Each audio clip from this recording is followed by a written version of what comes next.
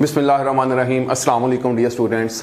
आज बेटा जी हम मेजरमेंट के बाद वाला जो हमारे पास यूनिट है जिसमें चैप्टर नंबर 2 से टॉर्क और इक्विलिब्रियम का हमारे पास कंटेंट है, जबकि चैप्टर नंबर 3 में से जो रिमेनिंग कंटेंट जितने भी मैक्सिमम हैं वो चैप्टर 3 में से हैं।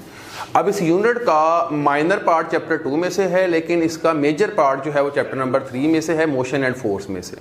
अब बेटा जी इसको सिंपल मैंने नाम दिया है torque plus motion and force का। सबसे पहले हम चैप्टर नंबर 2 से रिलेटेड टॉर्क को डिस्कस करेंगे। इस टॉर्क को जैसे कंप्लीट करेंगे तो फिर हम डिस्कस करेंगे torque due to couple.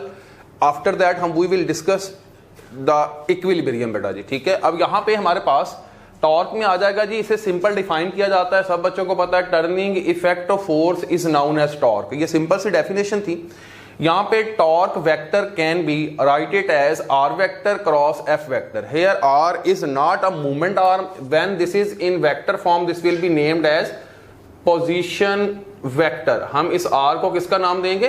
Position vector का। तो हम बोलेंगे टॉर्क जो है वो पोजीशन वेक्टर और फोर्स वेक्टर का क्रॉस प्रोडक्ट है।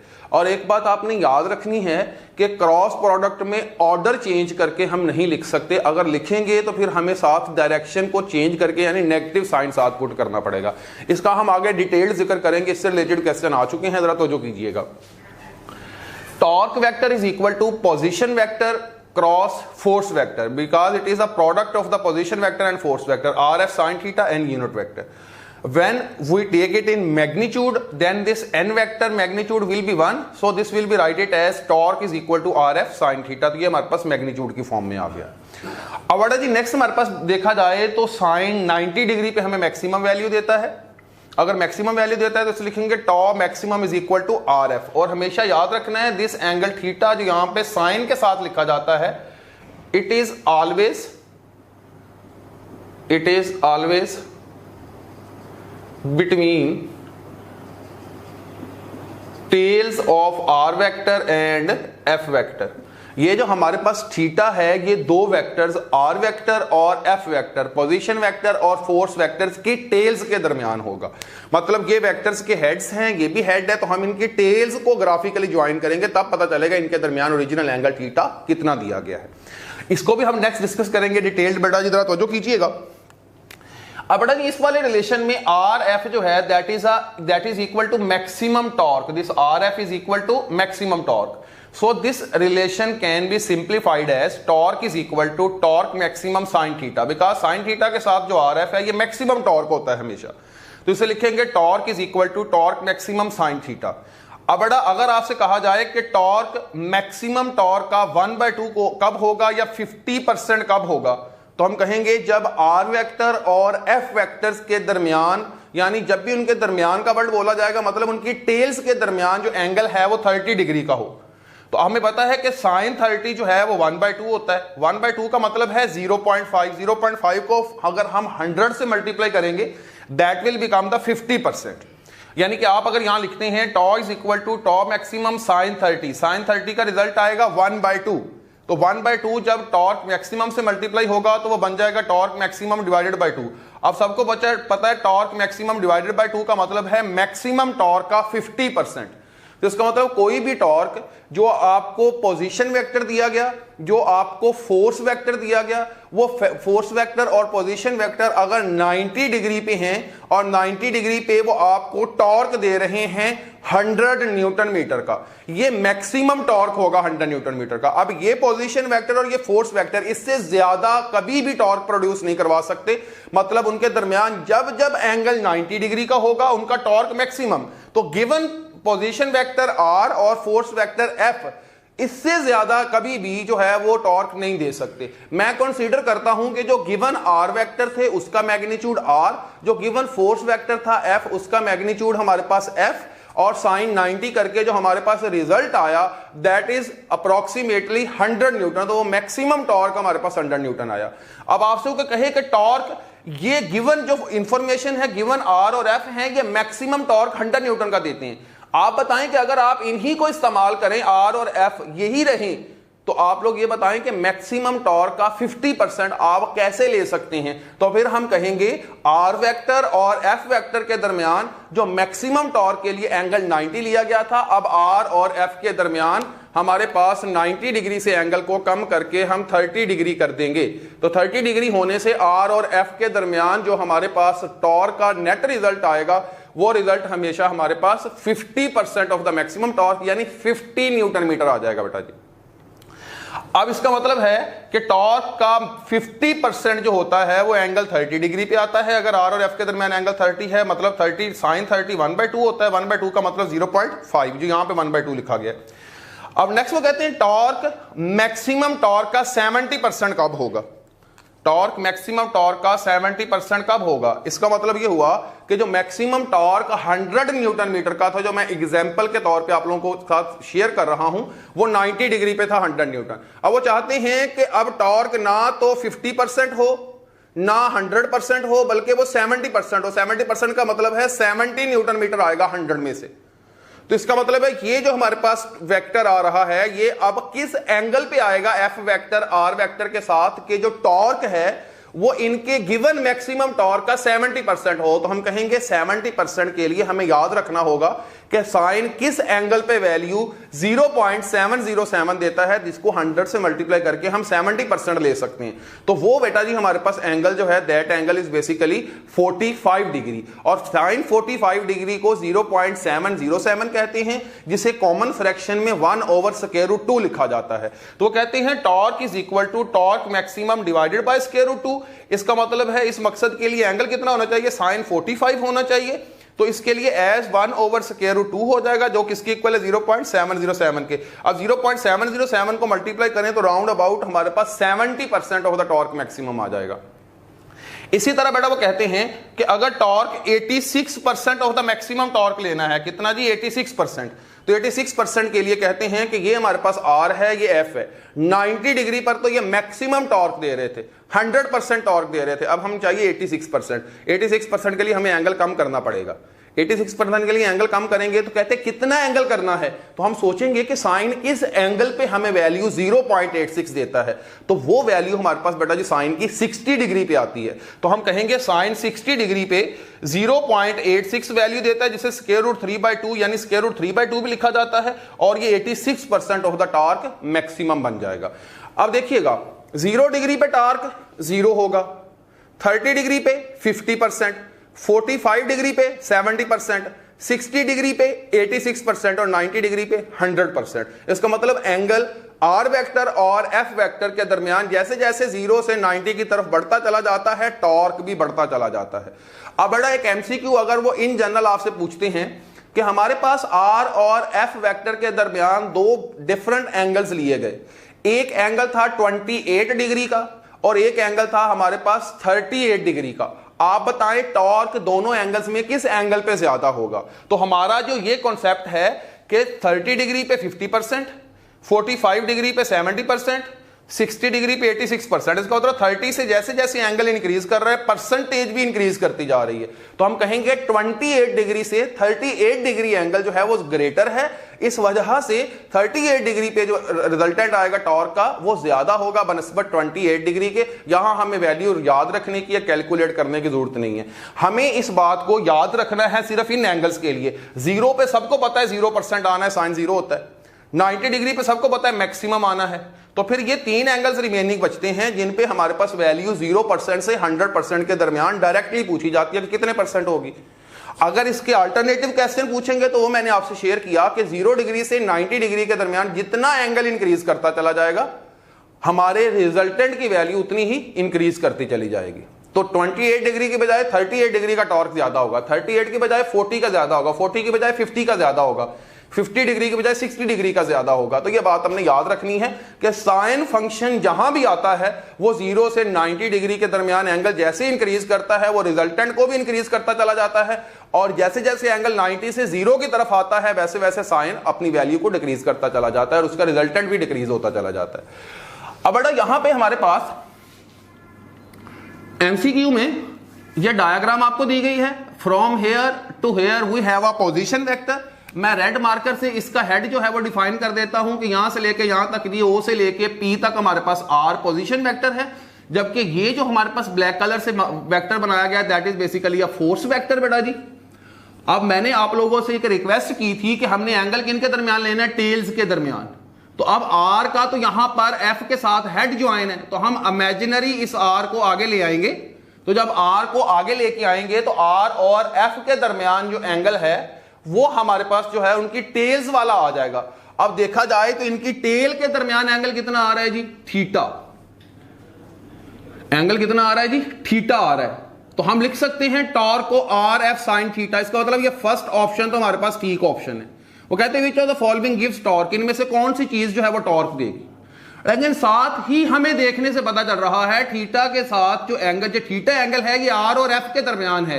तो थीटा जब भी आर और एफ के दरमियान होगा तो हमारे पास ये साथ क्या आएगा जी, साइन ही आएगा हमारे पास टॉर्क के लिए। क्रॉस प्रोडक्ट में आपको एक बात जनरल रिपीट कर देता हूं ताकि आपकी कंफ्यूजन क्लियर हो जाए।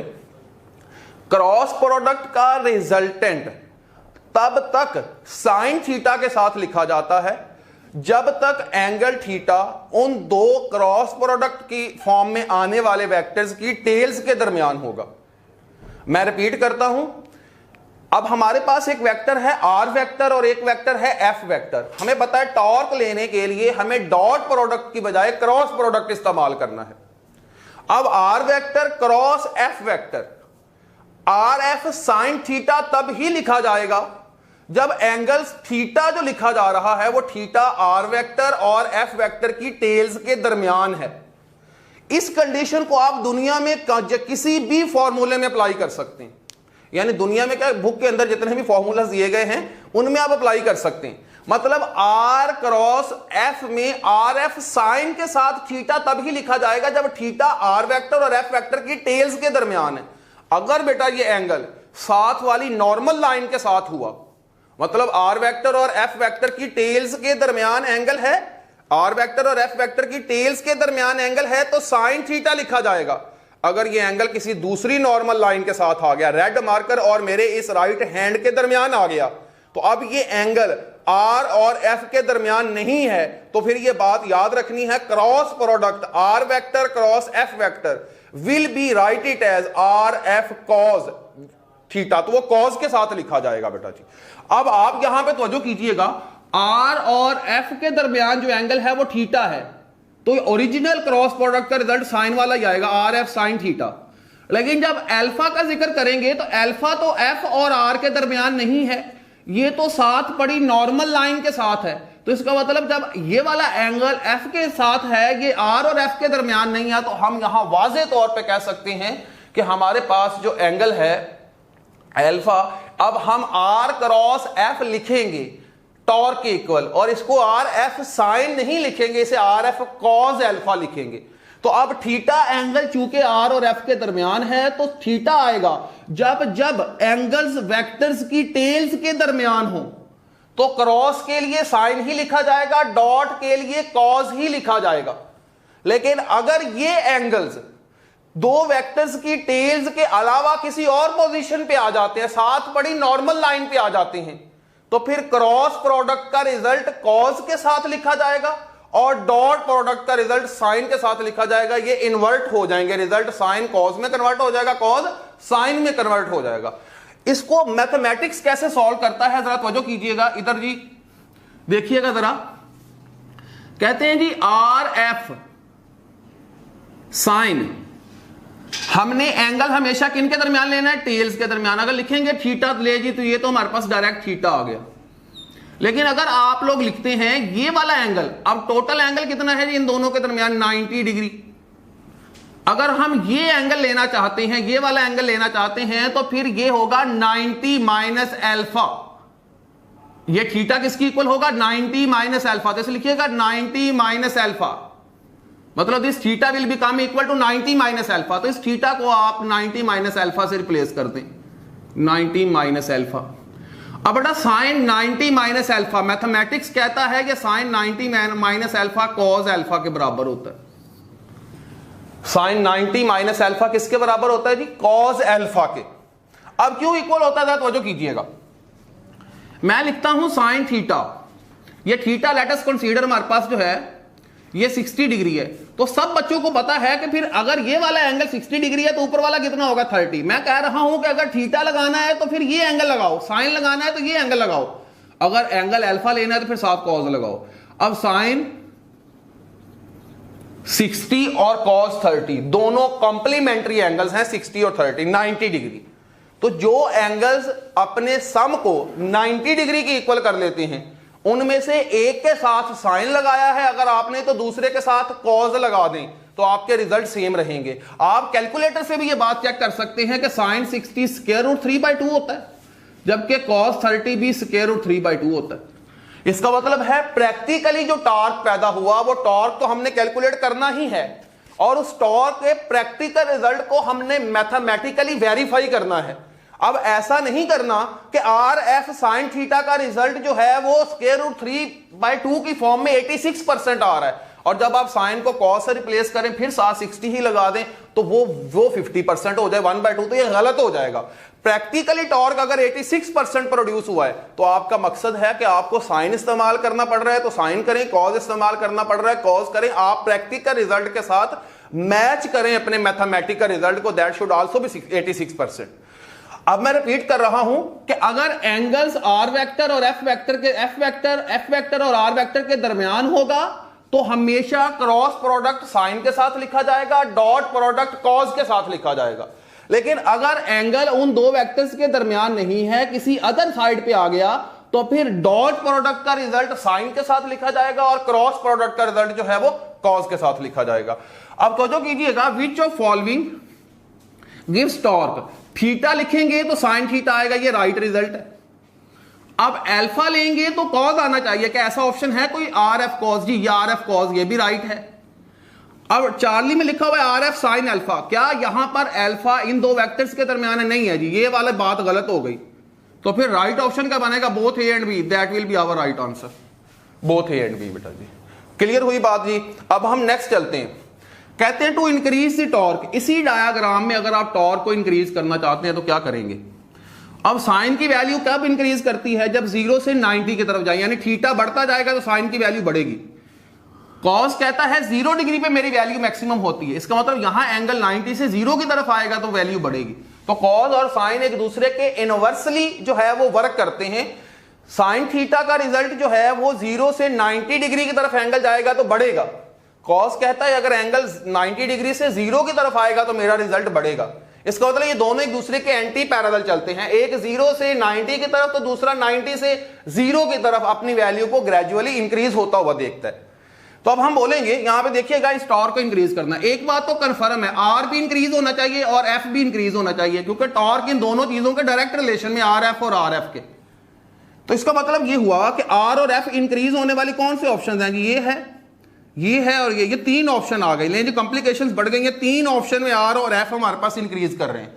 अगर ऐसा होता कि एक ऑप्शन में आर और एफ दोनों इंक्रीज कर रहे होते, बाकियों में डिक्रीज कर रहा होता कोई एक फैक्टर या दोनों डिक्रीज, तो हम इजीली उसे चूज कर लेते कि आर एफ का इंक्रीज होना ही टॉर्क को इंक्रीज करता है, बाकी ऑटोमेटिकली रिजल्ट उसके साथ मैच हो जाते। लेकिन यहां पे बेटा जी आर और एफ 3 जगह पे इंक्रीज कर रहा है, फिर इसका मतलब है बीटा, चार्ली और डेल्टा में से कोई एक ऑप्शन राइट ऑप्शन होगा। अब उसमें हमें देखना है कि साइन किस एंगल पे वैल्यू मैक्सिमम देता है? 90 पे। तो थीटा को इंक्रीज करना है हमने, तो देखिएगा इसमें थीटा क्या कर रहा है? डिक्रीज, ये गलत हो गया जी। इसमें थीटा क्या कर रहा है? इंक्रीज। इसका मतलब ये तो बात ठीक है, ये 0 से 90 की तरफ इंक्रीज कर रहा है, तो थीटा को हमने इंक्रीज करना है ताकि ये वाला वेक्टर इधर से मूव करता हुआ 90 डिग्री की तरफ जाता जाए, ये एंगल बढ़ाते जाना है। एफ इधर को मूव करवाएंगे, एफ को हमने इधर को मूव करवाना है ताकि एफ और आर के दरमियान एंगल कितना हो जाए? 90 डिग्री। तो वो थीटा हमारे पास जब 90 होगा, ये वाला थीटा जब ये वेक्टर यहां आएगा, ये थीटा बढ़ता बढ़ता 90 डिग्री हो जाएगा, साथ साथ अल्फा कम होता जाएगा। इस अल्फा के कम होने का मतलब ये अल्फा 0 डिग्री हो जाएगा, जबकि अल्फा जो है वो 0 डिग्री हो जाएगा इस कंडीशन में आके, जबकि थीटा जो है वो 90 डिग्री हो जाएगा। इसका मतलब अल्फा का डिक्रीज होना और थीटा का इंक्रीज होना टॉर्क को इंक्रीज करेगा। तो इसका मतलब है कि थीटा का इंक्रीज करना और अल्फा का डिक्रीज करना, ये चार्ली ऑप्शन में हमें गिवन है, that will be our right answer. ठीक होगी बात बेटा, क्योंकि कॉस ने 0 डिग्री पे वैल्यू मैक्सिमम देनी है और साइन ने 90 डिग्री पे वैल्यू मैक्सिमम देनी है। तो इसकी वैल्यू मैक्सिमम करने के लिए एंगल थीटा बढ़ाना पड़ा, इसकी वैल्यू मैक्सिमम करने के लिए अल्फा कम करना पड़ा। तो एट अ टाइम जब यहां पर फोर्स मौजूद थी, ये हमारे पास आर मौजूद था, तो फोर्स को ये आर इमेजिनरी तौर पे हमने यहां पे शो किया, तो एफ को किधर को लेके जाएंगे? इस तरफ को, ताकि आर और एफ के दरमियान एंगल कितना हो जाए? 90 डिग्री। इस मकसद के लिए थीटा तो बेटा बढ़ता गया, लेकिन अल्फा साथ साथ क्या होता जाएगा, कम होता जाएगा। इसका मतलब अल्फा को कम करना था, थीटा को इंक्रीज करना था। That option will be Charlie option बेटा। नेक्स्ट है angle between R vector and F vector and minus F cross R is. अब बेटा हम लोग इन जनरल ये बात पढ़ चुके हैं, बड़ी आसान सी बात है। A cross B is not equal to B cross A, क्योंकि ए क्रॉस बी की डायरेक्शन अगर अपवर्ड है तो बी क्रॉस ए की डायरेक्शन डाउनवर्ड होगी, तो उनका मैग्नीट्यूड तो सेम रहेगा लेकिन डायरेक्शंस में फर्क आ जाएगा। इसलिए हम कहते हैं क्रॉस प्रोडक्ट कॉमोटेटिव लॉ को होल्ड नहीं करता। मल्टीप्लिकेशन के केस में दो वेक्टर्स की मल्टीप्लिकेशन जो है क्रॉस प्रोडक्ट की फॉर्म में कभी भी कॉमोटेटिव लॉ को होल्ड नहीं करती। तो फिर हमें क्या करना पड़ता था, A cross B is not equal to B cross A, लेकिन हम ये लिख सकते हैं A cross B is equal to minus B cross A. तो इसका मतलब है ए क्रॉस बी का जो एंगल होगा वो और जो माइनस बी क्रॉस ए का एंगल या डायरेक्शन होगी ये दोनों सेम होंगे बेटा। ए क्रॉस बी और बी क्रॉस ए एक दूसरे के एंटी पैरेलल हैं, लेकिन ए क्रॉस बी और माइनस बी क्रॉस ए एक दूसरे के पैरेलल हैं। इसका मतलब यहां पे हमारे पास एंगल जो आएगा दैट विल बी 0 डिग्री। ये हमारा राइट आंसर होगा बेटा जी। अब इस चीज को मैं नेक्स्ट एक्सप्लेन करूंगा ताकि आपको कंफ्यूजन ना रहे किसी भी तरह की। तो जो कीजिएगा, अगर बेटा जी मैं आर क्रॉस एफ करता हूं, राइट हैंड रूल के मुताबिक डायरेक्शन देखते हैं हम लोग।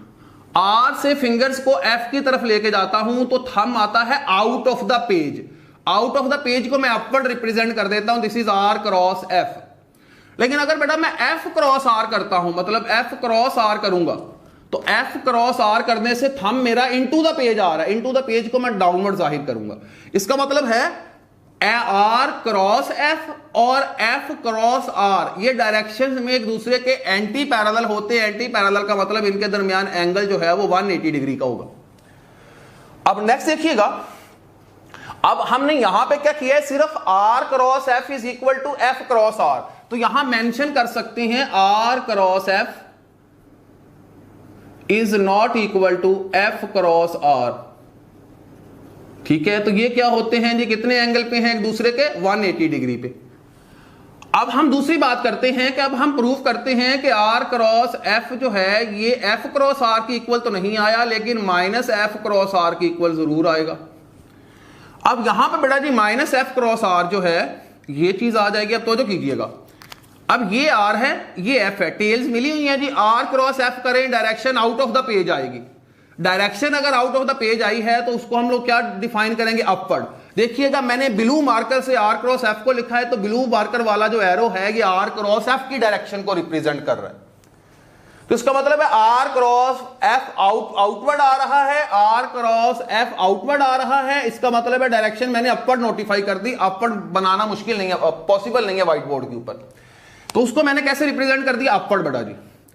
अब दूसरी बात, मैंने एफ को माइनस एफ बनाना है, तो अगर ये वाला एफ है मैंने इसे माइनस एफ बनाना है, तो लेंथ और मैग्नीट्यूड तो सेम रहेंगे लेकिन डायरेक्शन इसकी एंटी पैरेलल हो जाएगी, ऑपोजिट हो जाएगी। Now this is not F, this is minus F. अब बड़ा तो जो कीजिएगा, माइनस एफ क्रॉस आर करना है, तो मैं यहां पे माइनस एफ को आर की तरफ लेके आऊंगा।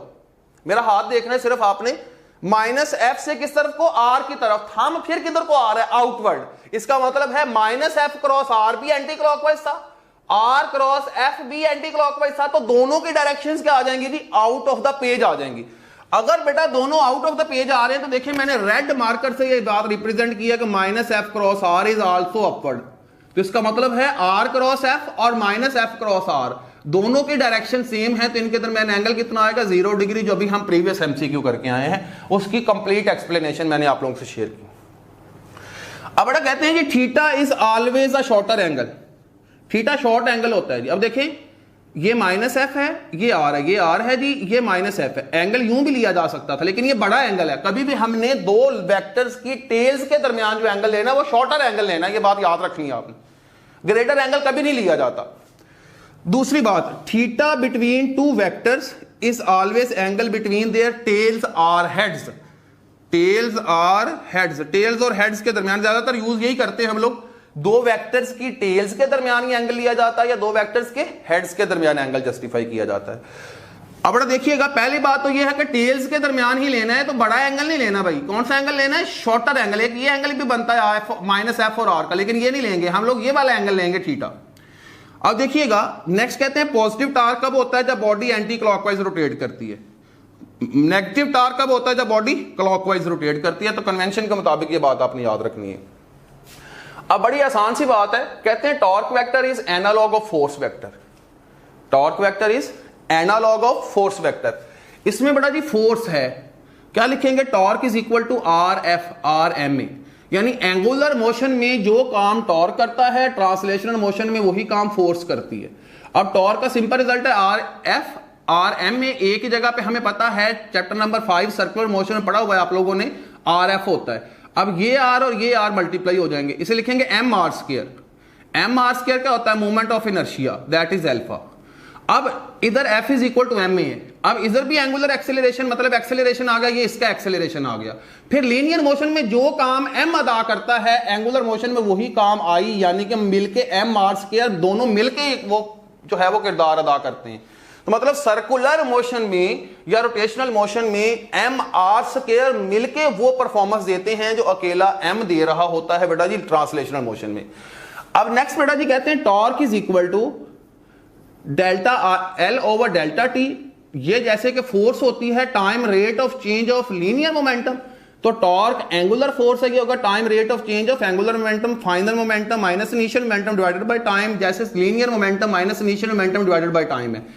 अब बेटा जी हमारे पास रोटेशनल वर्क जो होता है वो टॉ थीटा के इक्वल होता है, ट्रांसलेशनल वर्क एफ डी के इक्वल होता है। एफ का एनालॉग थीटा है और लीनियर डिस्प्लेसमेंट का एनालॉग एंगुलर डिस्प्लेसमेंट है बेटा जी। That's all, fee Aman Allah ji.